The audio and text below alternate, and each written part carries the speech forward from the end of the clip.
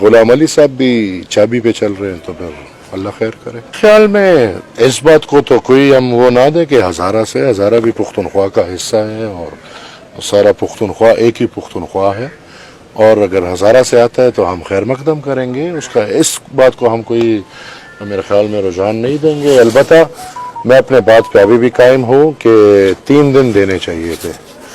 ہمارا مذہبی روایات بھی یہی ہے، ہمارے پختونولی کا تقاضا بھی یہی کہتا ہے، اور مجھے سمجھ نہیں آتی کہ کیا جلدی تھی اتنی کہ ابھی ان کی فاتح خوانی چل رہی ہے. اور یہ نہیں ہے، وہ he was the chief minister, he was the interim chief minister. تو اگر وہ چیف منسٹر تھے تو مطلب کہ اتنی تو وہ بنتا تھا، ان کا وقار بنتا تھا کہ کم سے کم 3 دن سوگ کا اعلان کر کے یہ مستیاں نہ کرتے. باقی غلام علی صاحب کی مرضی ہے، اللہ خیر کرے. میرے خیال میں تو میں تو سمجھتا تھا کہ غلام علی صاحب پختون بھی ہیں اور ایک مومن مسلمان بھی ہیں، وہ تو ان کا خیال رکھتے، لیکن شاید غلام علی صاحب بھی چابی پہ چل رہے ہیں تو پھر اللہ خیر کرے. نہیں جی، ہمارے ساتھ کوئی کسی قسم کی مشاورت نہیں ہوئی ہے، اور نہ ان حالات میں اگر ہمارے ساتھ کوئی مشاورت کرتا تو ہم جواب دیتے. میں کہہ رہا ہوں نا جی، یہ بات نہ کریں، یہ چھوڑیں. ہزارے والے کون ہیں؟ ہمارے بھائی ہیں، اپنے بھائی ہیں.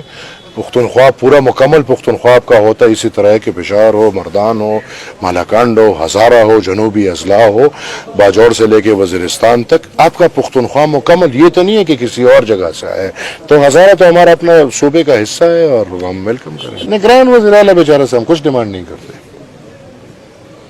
جو ہے ان سے ہم ڈیمانڈ کریں گے کہ فری اینڈ فیئر الیکشنز ہونے چاہیے. انتخابات کے تو نتیجے ابھی سے لکھے ہوئے ہیں، دیواروں پہ لکھے ہوئے ہیں، سب کچھ دیکھ رہے ہیں، ہر کوئی دیکھ رہے ہیں. تو اللہ خیر کرے.